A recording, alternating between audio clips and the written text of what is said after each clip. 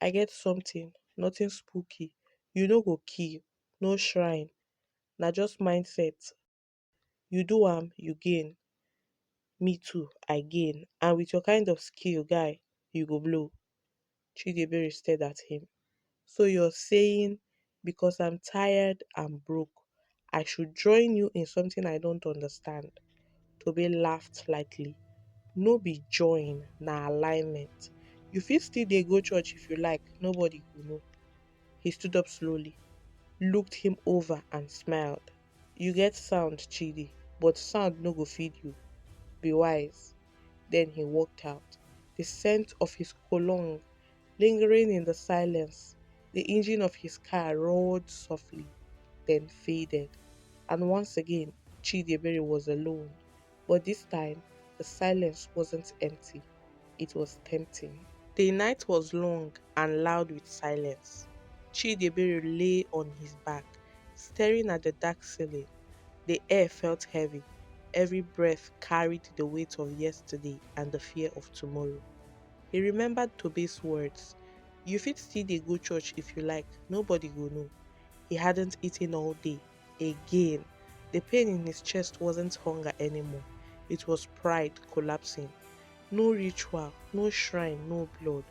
Just small mindset adjustment kept running in his mind. The next day, he decided to give it a try. In the morning, he sat up slowly, grabbed his phone and dialed. Tobe picked on the second ring. Chidi the maestro, he said, almost smiling through the phone. I been dey wait for your call. I dey ready, Chidi said. You sure? I just wan try. You talk say no blood. No blood, Tobe said. Na street levels, nothing go jam you.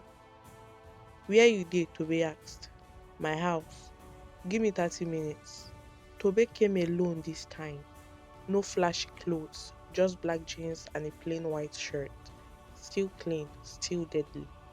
He didn't sit this time. He stood in the center of the room like someone about to teach a class. You sure you ready? He asked again. I don't think I no wan suffer again, Chidi said. Na just to touch person, abi? Toby nodded. Then he reached into his pocket and brought out something small, wrapped in black velvet. He unwrapped it slowly. A black and gold ring, glinting faintly. This is your tool. You go wear am everywhere. Once you touch person with am, not slap o, just brush body, you go feel something. Cold breeze, light shock, something different. When e full, you go know.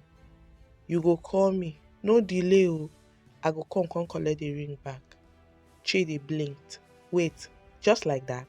If e so simple, why you no dey do am? Tobe chuckled, deep and dry. I dey do my own, but the more hands, the faster they move. And make sure say na better people wey get gifts wey you dey touch o. Chidi picked up the ring, turned it over in his hand. No sacrifice. Yes, my brother, no sacrifice, no shrine, no blood, na just touch. Think of am like spiritual technology. You know dey keep person, you dey collect access. Access to what? Toby smiled but didn't answer. Wear am. Chidi hesitated, then slid the ring into his finger. It was cold, then suddenly warm. He blinked. I feel something, he said. Toby nodded. That's it working. Tomorrow morning, go out, just walk, touch. When you get the signal, call me. As Tobe turned to leave, no turn back oh. From the moment you wear that ring, you no be your old self again. Be wise. Then he left. And Chidiebere sat in the quiet, staring at the ring on his finger. It looked like gold, but not real gold, just shiny, with a strange black stone at the top that looked like it had smoke trapped inside. He looked around his small room. It was quiet, too quiet. Not to just touch people, Abby, he whispered to himself. No blood, no sacrifice, nothing. No halana. He stepped outside. The first person he saw was the Okada man down the street, Babe Emeka, Good afternoon, sir. The man looked up from his bike. Chidi, how far? Chidibiri laughed and walked over, gave him a firm handshake. How market? He moved on. Mami Funaya was sweeping in front of her shop. Auntie, good evening, no, Chidibiri, my pikin. You dey come church on Sunday, abi? He smiled. I dey try, ma. I go come. He patted her shoulder lightly. Make I greet my guys. He kept moving, street after street, just touching people. Sometimes a shoulder, sometimes a handshake, sometimes a friendly bump. It felt strange, but not evil, not yet. To him. When the sun began to cool and the sky turned that lazy orange color, he went home, dropped his body on the bed and sighed. But the ring, it felt different now. He lifted his hand. The ring seemed heavier, like it was pulling his finger down slightly. His heart started beating faster. He picked up his phone. Guy, this ring dey heavy, he said as soon as Tobe picked up. There was silence on the other end. Then Tobe replied calmly, Good. That means he don't fool. I dey come, Tobe said. 10 minutes later, Tobe's flashy Lexus parked in front of the compound. He walked in with sunglasses on, even though it was evening. He collected the ring carefully, like someone lifting Holy Communion. Then he smiled. You do well. Chidi stared at him. Tobe, wetin dey inside this thing?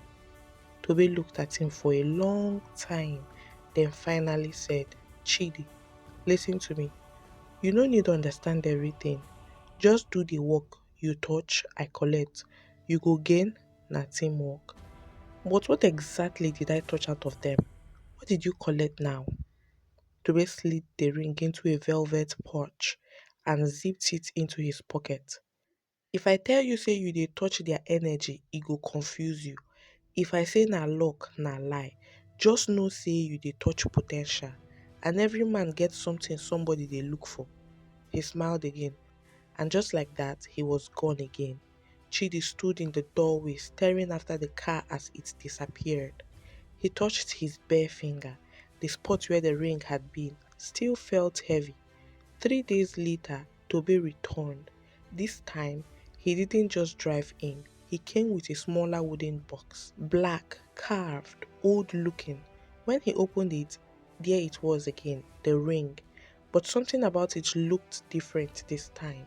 The stone on it was darker, almost like it had soaked something in. Toby handed it to him carefully. Use only your left hand this time, he said. Chidiebere looked up slowly. I want to know now. I want to understand what I'm doing. Tobe tilted his head, smirking. You sure?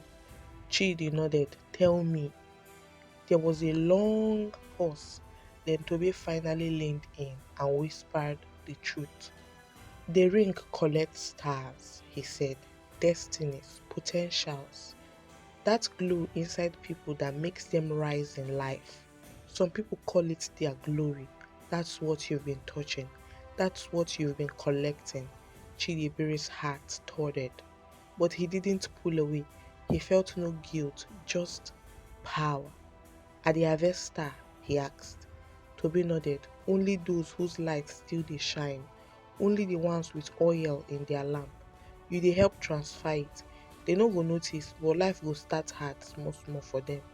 Chidebere stared at the ring again. Then he smiled.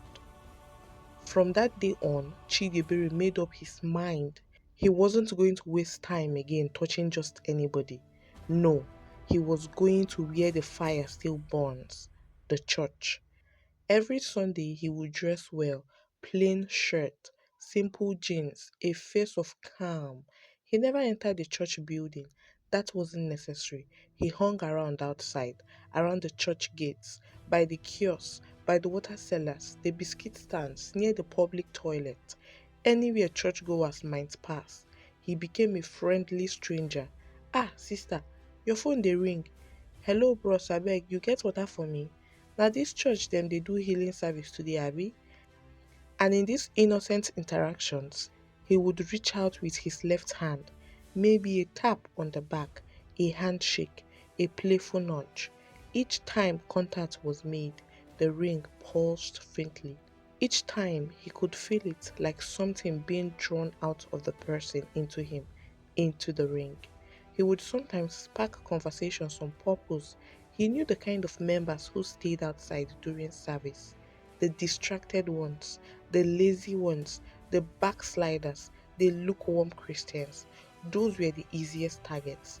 And it wasn't just one church, no, he traveled from one local church to another, from Baptist to Pentecostal, from youth services to revival grounds to Catholic church.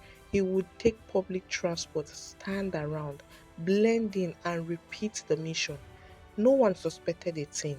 He changed his look often, sometimes wearing face caps, sometimes carrying Bibles, sometimes he posted as a walker, other times just a curious first timer, and he harvested. Week after week, star after star, glory after glory. Each time the ring got full, he would feel it like a weight pulling down his left hand. Then he would call Tobe. Tobe would come, collect the ring, and vanish. Later, he would return with cash. From the men who sent us, he would say, the men, politicians, cult leaders, businessmen, people who needed other people's light to stay in power, people who had no star of their own and fed on others, ritualists. And Chidiebere, he was their best harvester. Chidiebere had become a name that spread like fire in whisper tones across the city. He was no longer known by that name. Now they called him Spider. He moved like smoke, feared like thunder. Church streets emptied when he arrived. Pastors adjusted their services to avoid his rage. Mothers warned their children. No preacher dared pass his zone. His boys would cut the wires, scatter the chairs, slap microphones out of their hands, and flog anyone who dared to disturb with the gospel. Even the police looked away because once Spider was arrested, it only took one call, and men in tinted jeeps would arrive to get him out. Rich men, men in suits, the same ones he fed with the stars and destinies of others. Though Spider was feared like a god in the streets, he lived like a shadow. Yes, he made money, his pockets were never dry, but somehow his life was still drenched in dirt. His clothes were always street oriented, his shoes loud, but his heart empty, his soul rotten. He didn't invest, he didn't build, he didn't save. All he did was spend on things that only made him emptier: drinks, girls, dark pleasures. His boys were always supplied with alcohol and loud music. If you passed their base, it was as if a club had opened on the street. He called it enjoyment, but in reality, it was a madness. He would buy bottles for his boys, chase little girls barely out of secondary school, and corrupt every daughter within the reach. He didn't care about their age as long as they feared him, as long as they were Christians, as long as their parents go to church, as long as their parents whispered his names, he felt power. Even the girls loved him, not because he treated them well, but because fear is a strange kind of fame. When a girl says, Spider is my man, her mates respected her. Nobody dares challenge her. They think she has arrived, but they don't know they are sharing a bed with death. Spider used his money to destroy, not to build, and still the money never stayed. Like sand in a bucket, it drained fast. The more he made, the more tattered he looked. His room smelled of sweat, smoke, and strange sacrifices. No peace, no true joy, just fake laughter, a loud crew, and an empty man hiding behind the name Spider. But his turning point came on a morning that wasn't planned. He was still half asleep when a call came through from Tobe. One of the big men needed a sew immediately. The time window was tight. He didn't even get to bait or fully plan. He picked up his ring, wore it, and stepped out, hoping to grab someone. And since his top priority was always church people, he walked towards the street beside a nearby Pentecostal church. Luckily for him, it was a Sunday. It was still early and worship hadn't started. He hung around, pretending to be on a call, eyes scanning the area. Then he saw him. Not a flashy man, not someone you would call rich. The man wore clothes that looked worn, but he didn't look Spider dirty. Saw him and decided, yes, this one is perfect. He approached from behind. Spider raised his hand to touch him. But just as his hand was about to land on the man's shoulder, the man turned and said with a calm, piercing voice, "You look familiar." Spider froze. "Me?" he stammered. "I don't think so I know you." The man looked at him a moment longer, then turned back to his call. Spider, shaking but still focused, decided to finish the job. He raised his hand again, but this time his hand locked mid-air. It wouldn't move. His fingers trembled and he tried to force it down, but he felt like it was trying to move stone. He stepped back slightly and blinked. Was he hallucinating? Then he saw it, a banner, no more like a bold light hovering behind the man's back. Words written in fire. "Do not touch him. He is my son." His heart dropped. He blinked again. The vision disappeared. He rubbed his eyes, took a breath, then tried again, raised his hand. The banner came back. His hand began to shake violently.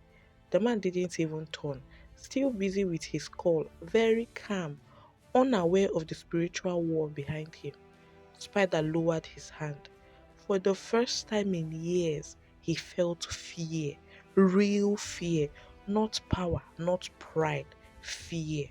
He turned around and walked away, fast, his chest heavy, his legs weak. That day, for the first time in a long time, Spider went home and sat in silence. He couldn't sleep. His nights were haunted by flashes of the man at the church. His words echoed louder than the sounds of sirens, gunshots, or chants. Now he feels guilty and pained for the harm and hurt he has caused people, and now he doesn't know what to do next. Then he remembered Favor, the only girl Spider never touched, the only girl he respected, the only voice that could speak not to his ears but to his soul. She met him in his usual corner. They sat, they talked. He opened up. He told her everything about the ring, the souls, the ritual, the blood. Favor's face was full of shock and heartbreak. She stood up. "Return the ring," she said. "You don't need it to survive. I'm leaving the country soon. But don't die this way, Chidiebere." She stormed out of the house, angry because her vesting destinies is going too far. And it's the same thing as blood money. It is the same thing as ritual. That night, he walked alone, thinking, shaking, and for the first time in years, Spider cried. He returned the ring, but from that moment, his life became a living nightmare. The men who gave him the ring were furious. They sent people to hunt him down. One night, they came for his eyes, just like he had done to pastors' sons. He fought back. A blade missed his eye, but cut deep into his shoulder. He barely escaped. The next week, his own boys were used to set him up. One afternoon, Spider stepped out to buy something small. A bike paused, then a second, then silence. Suddenly, cult boys ambushed him. Guns, machetes, spells. He ran, jumped fences, dodged bullets, but they chased him like demons. Finally, they caught him and shot him. Spider was on the ground, bleeding, breathing heavily. The boys ran away, people around looking at him as he laid on the floor fighting for his life. No one helped him. Many were happy that the terror they feared for years has met a befitting end. He looked to the sky. "Chai, Chidiebere, na so your life end?" Those were his last words. His eyes closed. The next time Spider opened his eyes, his vision was blurry. Slowly, the room around him came into focus. He was alive, in a hospital bed. A nurse walked in. "Who brought me here?" he asked weakly. The nurse looked at him confused. I don't know. All I was told is that your bill has already been paid and you're to stay here until you fully recover. Chidiebere stared in disbelief. Who would save him after everything he had done? He didn't know, and he never found out. Weeks passed and he grew stronger. The day he was discharged, he received a package, an envelope, and a single house key. Inside the envelope was more than money. It was a miracle. There was enough to start a brand new life, enough to run, enough to build, enough to be free. And in the same envelope was a house address. When he arrived at the address, what he saw made him fall to his knees. It wasn't just a house, it was a home, fully paid for, fully furnitured, documents in his name. Chidiebere, the boy whose name meant God is merciful. And now, for the first time in his life, he understood why. He cried bitterly, loudly, deeply. He wept for his past. He wept for the mercy.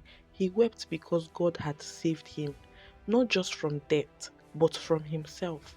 From that day on, Chidiebere never went back. He started a clean, honest business. He found the Bible believing church and joined as a humble member. No one knew who he used to be, only who grace had made him now. He taught the boys in his new neighborhood how to walk with God, how not to be deceived by money, rings, and shortcuts. He shared his story, he shared the truth. Chidiebere became a living proof that no one is too far gone and that God's mercy is deeper than any pit. He made sure not to have higher expectations from his pastors or any organization, no matter what. He always lived within his means and made sure he was contented with whatever he had. And he taught that to everyone around him. So, guys, this is the end of this story. I hope you enjoyed this story. Please do tell me what you think in the comment section and share with me what your thoughts are on this story. And that is by liking and commenting on this video. Thank you very much.